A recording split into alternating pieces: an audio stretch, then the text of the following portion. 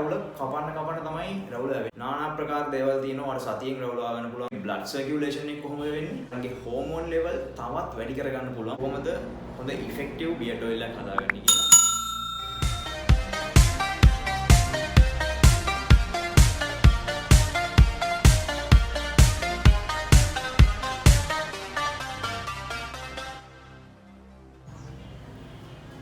iBorn Sri Lankans හැමෝම ආදරෙන් පිළිගන්නවා මගේ YouTube channel එකට. මම මුලින් පොඩි පැහැදිලි කිරීමක් කරනවා මොකද අපේ YouTube channel එකෙන් සිද්ධ වෙන දේ කියලා. අපි men's grooming, lifestyle, fitness, motivation කියන මේ හැම දෙයක්ම ගැන හොඳ අවබෝධයක් ඔයගලන්ට ලබා දෙනවා. මම ආරාධනා කරන හැමෝටම අපි subscribe කරලා හැබැයි bell icon එක click කරලා දිගටම අපිත් එක්ක රැඳිලා ඉන්න කියලා. අද මම කතා කරන්න හිතුවා ලංකාවේ කොල්ලන්ට තියෙන ලොකුම ප්‍රශ්නයක් ගැන. ඒ තමයි කොහොමද හරියට beard එකක් හොයාගන්නේ කියලා. අපිට දකින්න පුළුවන් social media Facebook YouTube පවා ගොඩාක් advertisements දානවා beard products beard wash beard oil নানা ආකාර දේවල් තියෙනවා අර සතියෙන් රැවුලා ගන්න පුළුවන් දවස් 20න් මාසෙන් ඔහොම එක කතන්දර කියනවා අද මම ඔයාලට කියලා දෙන්න යන්නේ naturally කොහොමද ඔයාගේ beard එක මාස දෙකක් වගේ කාලයක් ඇතුළතදී හොඳට growth කරගන්නේ කියලා මම ඔයාලට ඒක tips 6ක් දෙනවා ඒ tips 6 follow කරලා ඔයාලට අනිවාර්යයෙන්ම හොඳ beard එකක් හොයා ගන්න පුළුවන් රැවුල වෙන්න බලපාන මූලිකම සාධක විදිහට මට ඔයාලට හඳුන්වලා දෙන්න පුළුවන්. ඔයාගේ ඇඟේ හෝමෝන් ලෙවල් එක, ඊට අමතරව ඔයාගේ ජෙනටික්ස්, ඒ වගේම ඔයාගේ මූණේ බ්ලඩ් සර්කියුලේෂන් එක කොහොමද වෙන්නේ? ඊට අමතරව ඔයාගේ මූණේ කේශ මූල පිහිටලා තියෙන ආකාරය. මම මේ කිව්ව මූලිකම කාරණා උත්තේජනය වෙන විදිහට මම ඔයාලට දෙන ටිප්ස් 6ක්. ඔයා ටිප්ස් 6 ෆලෝ කරලා ඔයාලට පුළුවන් මාස දෙකක් වගේ කාලයක් ඇතුළතදී හොඳ පර්ෆෙක්ට් බියර්ඩ් එකක් ලබා ගන්න. Tip number 1. ඔයා මුලින්ම ඔයාගේ රැවුල හොඳට වවා ගන්න උවමනාවක් තියෙන කෙනෙක් නම් කරන්න ඕන දේ තමයි ඔයාගේ රැවුල වැවෙන්නේ ඉඩ අරින එක. ඒ කියන්නේ සතියක් දෙකක් මාසයක් කරා කියලා මේක වැඩක් වෙන්නේ නැහැ. මිනිමම් දවස් 45ක් 60ක් අතර ප්‍රමාණයක් ඔයාගේ රැවුල ට්‍රිම් කරන්නවත් ෂේව් කරන්නවත් නැතුව රැවුල වැවෙන්නේ ඉඩ අරින්න ඕනේ. අපේ සමාජයේ ලොකු මිත්‍යාවක් තමයි රැවුල කපන්න තමයි රැවුල වැවෙන්නේ කියලා. එහෙම දෙයක් නැහැ. ඔයා රේසර් එකකින් රැවුල ෂේව් කරා කියලා ඔයාගේ මූණේ බ්ලඩ් සර්කියුලේෂන් වල වැඩිවීමක්වත් ඔයාගේ කේශ මූල වැඩිවීමක්වත් ඊට අමතරව ඔයාගේ හෝමෝන් ලෙවල් වැඩිවීමක්වත් කිසිම දෙයක් සිද්ධ වෙන්නේ නැහැ. වෙන්න පුළුවන් එකම දේ තමයි ඔයාගේ රැවුල ඝනකම් වෙනවා. එච්චරයි ඊට අමතරව කිසිම දෙයක් වැඩිපුර වැවෙන්නවත් කිසිම දෙයක් වෙන්නේ නැහැ. සෝ ඔයා මුලින්ම කරන්න ඕනේ ඔයාගේ රැවුල වැවෙන්නේ ඩාරින් එක. එතකොට ඔයාගේ සමහර තැන්වල රැවුල් අඩු තැන් තියෙනවා නම් මූණේ ඒ තැන්වල තියෙන හිඩස් අනිත් ප්‍රදේශවල රැවුල් ගස් දික් වීමත් එක්ක වැහිලා යන්න පුළුවන්. එතකොට ඔයාගේ මූණ පර්ෆෙක්ට් බියර්ඩ් එකක් තියෙන මූණක් විදිහට පේන්නේ. මාස දෙකකට විතර පස්සේ ඔයාලට පුළුවන් ඔයාලගේ මූණට ගැළපෙන විදිහේ බියර්ඩ් ස්ටයිල් එකක් හොයාගෙන ඒ විදිහට ස්ටයිල් එකට යන්න. ටිප් නම්බර් 2 තමයි ඔයාගේ රැවුල අනිවාර්යයෙන්ම ඔයිල් කරන්න ඕනේ. ඒ කියන්නේ රැවුල වලට බියර්ඩ් ඔයිල් එකක් ඕ නැත්නම් කොකනට් ඔයිල් ඕ ඔලිව් ඔයිල්. ඔය දෙකෙන් එකක් ආලේප කරන්න අනිවාර්යයෙන්ම. සාමාන්‍ය බියර්ඩ් ඔයිල් එකක් ගන්න කියොත් සෑහෙන ගාණක් යනවා. ඒක නිසා මම රෙකමන්ඩ් කරනවා ඔයගොල්ලෝ ලේසියෙන්ම හොයාගන්න පුළුවන් කොකනට් ඔයිල් වගේ ඔලිව් ඔයිල් වගේ දෙයක් ඇප්ලයි කරන්න කිසිම ප්‍රශ්නයක් නැහැ. හොඳ growth එකක් බලා ගන්න පුළුවන්. ඒ කියන්නේ රැවුල වැවෙන්නේ නැති කෙනෙක් ඒක යාගේ රැවුල වැවෙනව නෙමෙයි. ඒක නෙමෙයි කියන්නේ. ඔයා රැවුල මේන්ටේන් කරන් යද්දී ඔයාගේ රැවුලේ වොලියුම් එක වැඩි කරගන්න, ඔයාගේ රැවුලේ ෂයින් එක වැඩි කරගන්න, ඒ වගේම මේ මූණේ රැවුල දින ඒරියා එකේ බ්ලඩ් සර්කියුලේෂන් හොඳට වැඩි කරලා growth එක වැඩි කරගන්න පුළුවන්. ඒකට මම ඔයාලට රෙකමන්ඩ් කරන්නේ සාමාන්‍ය රෑ නිදා ගන්න කලින් බියර්ඩ් එකට ඔයිල් ඇප්ලයි කරලා විනාඩි 10ක් වගේ මසාජ් කරන්න උදේ. මසාජ් කරලා ඊට පස්සේ නිදා ගන්න.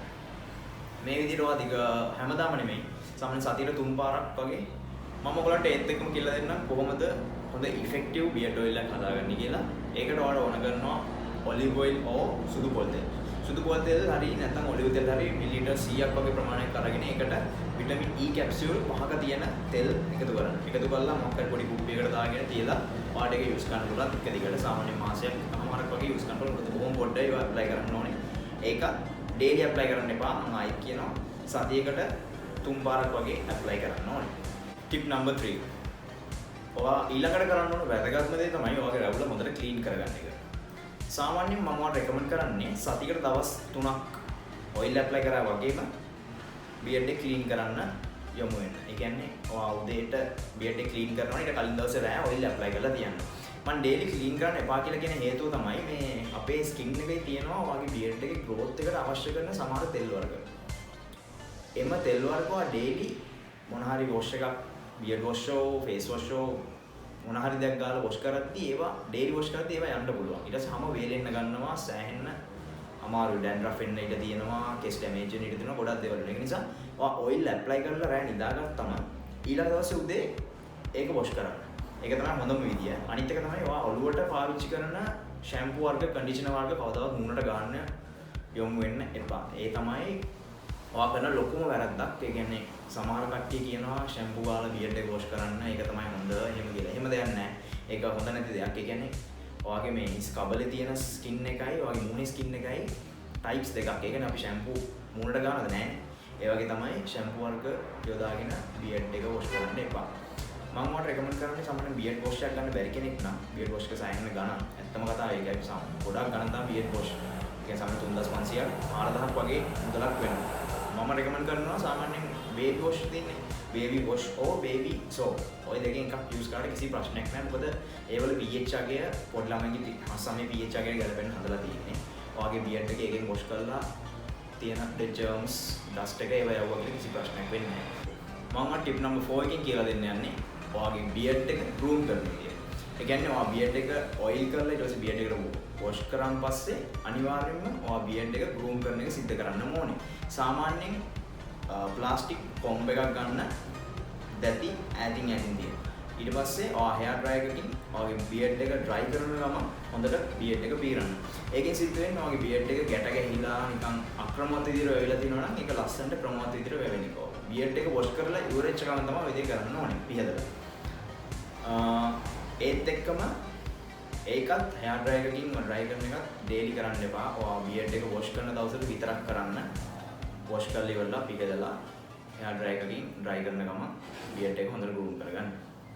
ඒකත් ඔයාගේ බියර්ඩ් එකේ growth එකට සෑහෙන වැදගත්. ඔයාගේ blood circulation වැඩි වෙනවා. ඒක comb කරනකොට ඊට අමතරව අක්‍රමවත් විදිහට වෙලා තියෙන බියර්ඩ් එක ලස්සනට ස්ටයිල් කරගන්න ඔයාලට පුළුවන්. Tip number 5. අනිවාර්යෙන්ම අපි කරන්න ඕන අනිත් දේ තමයි healthy diet එකක් ගෙනියන්න. මම ඔයාලට මේ වීඩියෝ එකේ මුලදී කිව්වා ඔයාගේ බියර්ඩ් එකේ growth එකට බලපාන මූලිකම සාධකයක් විදිහට ඔයාගේ ඇඟේ හෝමෝන් ලෙවල් එක. අපේ ඇඟේ හෝමෝන් ලෙවල් අපිට පුළුවන් ඩයට් එක මගිනුත් වැඩි කරගන්න. සාමාන්‍යයෙන් මේ ටිප් එක ඔයා බියර්ඩ් එකට නෙමෙයි අනිත් හැම දෙයකටම උනත් වැදගත් වෙන ටිප් එකක්. ඔයාගේ ඩයට් එකට අනිවාර්යයෙන්ම ටෙස්ටොස්ටෙරෝන් බූස්ට් වෙන ආහාර එකතු කරගන්න. මම ලිස්ට් එකක් දාන්නම්. මොනවද ටෙස්ටොස්ටෙරෝන් බූස්ට් වෙන ආහාර? අපිට සාමාන්‍යයෙන් බිත්තර, බ්‍රොකෝලි, නිවිති ඔය වගේ දේවල් ආහාරයට ගන්න එක සෑහෙන වැදගත් වෙනවා. මොකද ඒ වලින් ඔයාගේ ටෙස්ටොස්ටෙරෝන් ලෙවල් එක ඉහළ යනවා. ඒත් එක්කම ඔයාගේ බියර්ඩ් එක grow වෙන්න ගන්න. ටිප් නම්බර් 6 එකෙන් මම ඔයගලන්ට කියලා දෙන්නේ ඔයගලන්ගේ හෝමෝන් ලෙවල් තවත් වැඩි කරගන්න පුළුවන් විදියක් ගැන. ඒක තමයි workout කිරීම. අපි workout කරද්දී සාමාන්‍යයෙන් අපේ ටෙස්ටොස්ටෙරෝන් බූස්ට් වීම වැඩි වෙනවා. ඒක මම ඔයගලන්ට මුලින්ම වීඩියෝ එකේදී කිව්වා ටෙස්ටොස්ටෙරෝන් මේ රැවුල වැවෙන්න බලපාන මූලිකම සාධකයක් කියලා. සෝ ඒ සාධකයේ උත්තේජනය වෙනවා කියන්නේ ඔයගේ රැවුල වැවීම වැඩි වෙනවා. සෝ මම රෙකමන්ඩ් කරන්න එක්සර්සයිසස් 3ක් අනිවාර්යයෙන්ම කරන්න. සතියකට එකපාරක් මේ එක්සර්සයිස් එක කරුණා නම් ගොඩක් හොඳයි. ඒක තමයි පළවෙනි එක ස්ක්වොට්ස්, දෙක ඩෙඩ්ලිෆ්ට්, අනිත් එක තමයි බෙන්ච් ප්‍රෙස්. මේ එක්සර්සයිසස් තුනෙන් තමයි වැඩිපුරම ඔයාගේ ටෙස්ටොස්ටෙරෝන් බූස්ට් කරන්නේ. සෝ ටෙස්ටොස්ටෙරෝන් බූස්ට් කිරීම මගින් ඔයාලට පුළුවන් ඔයාගේ රැවුල වැවීම වේගවත් කරගන්න. Okay guys, ඉතින් අද අපි කතා කරේ කොහොමද ස්වභාවිකව ඔයාගේ රැවුල පිරිපුන් විදිහට වවාගන්නේ මාස 2ක් වගේ පොඩි කාලයක් ඇතුළත. මම තනිකරම කිව්වේ තනිකරම ස්වභාවික දේවල් විතරයි. කිසිම රසායනික කෙමිකල්ස්, ස්ප්‍රේ වර්ග, ටැබ්ලට්ස් කිසිම දෙයක් නැහැ. මේ ස්වභාවික පියවර 6ක් කිව්වා. ඒ 6 අනුගමනය කළා ඔයගලන්ට පුළුවන් ලොකු දෙයක් කරගන්න පුළුවන්. සෑහෙන ඉෆෙක්ටිව්.